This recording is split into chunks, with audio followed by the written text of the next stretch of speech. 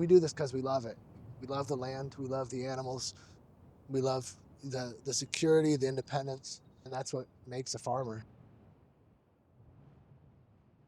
I'm Mark Robie. My name is Mike Snow. I'm Phoebe. My name's Ralph. I'm Vince Foy. I'm Didi Pershouse. My name is Chuck Wooster, and I own and run Sunrise Farm, and this is our 27th year in business. The more time you spend on a piece of land, the more interesting it gets. I have a farm called Post Mills Eggs and Grains. We raise beef and pork and chicken and humanely raised veal. We make cheese, we sell raw milk, and we really try to cater to our local markets. I'm here, the farm manager here at Cedar Circle Farm and Education Center. I was here originally to go to Dartmouth and not intending to farm at all. And somehow, some way, I just kind of got pulled in that direction over time.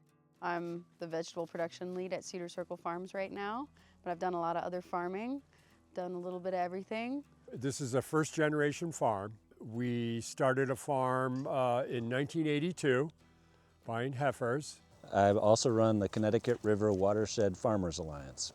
We're a network of farms in this watershed in Vermont, New Hampshire. We share information, we try to problem solve challenges collectively, but especially challenges related to water quality and farm viability, how to adopt new practices, but also how to afford to do it, and how to stay viable as far into the future as we can.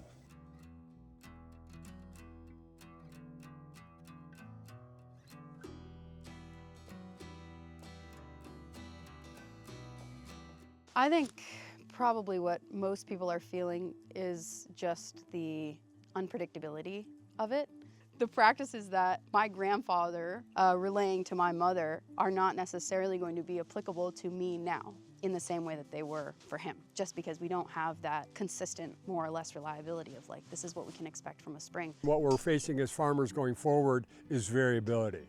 In other words, you're going from what you think is an unbelievable crop to zero crop in one growing season. I mean, that's hard to wrap your head around. And it was eye-opening to see a watershed stream literally dry up. I mean, that's something you see out west, not particularly in the east. We're now getting more rain than we did, but it's more concentrated in fewer events. Ironically, we have to be prepared for both major flooding and drought, whereas before it was much less intense.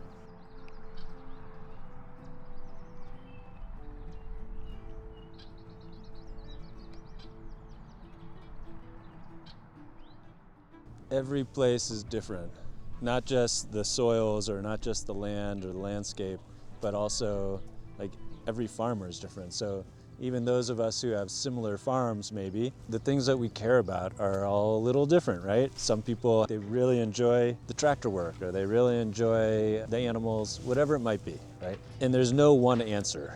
So every farm should be different. It's applied climate science, right? It's like, well, what about like right here? Okay, right here, the answer is culvert. Right here, the answer is sheep.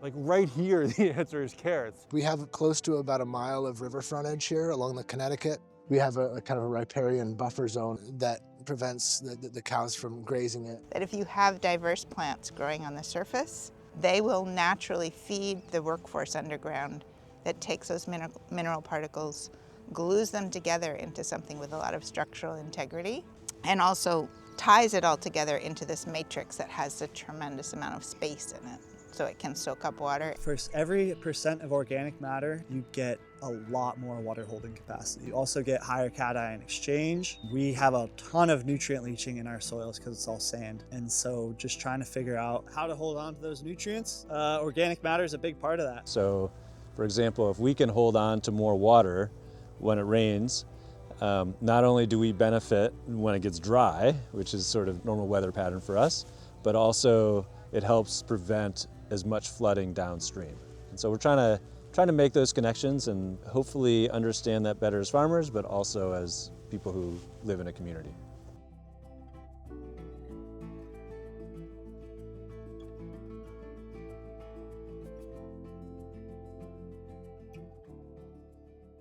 I'm the 6th generation on this farm. We've been here since 1870. So yeah, I'd like my kids to be able to take over and be the 7th generation.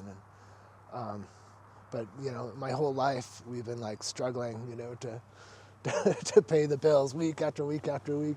And I don't know if I want that for my kids, you know. There was a couple dozen, at least, maybe 3 dozen dairy farms just in Piermont in this town. We're the last one. There's no dairy farms left in this town. We need farmers, and we need fresh ideas and new perspectives in agriculture in general. A big opening for what's needed next is that kind of mentoring from one farmer to another. And it's just, you know, especially a webinar is great just to hear some other farmer just like you who like had to think about this thing before you did. And so it's great to sort of get their best practices. That's why you have to talk with your neighbors, because you gotta, while one person's trying one thing, another one's trying another thing, and you have the time it took to maybe answer a given question.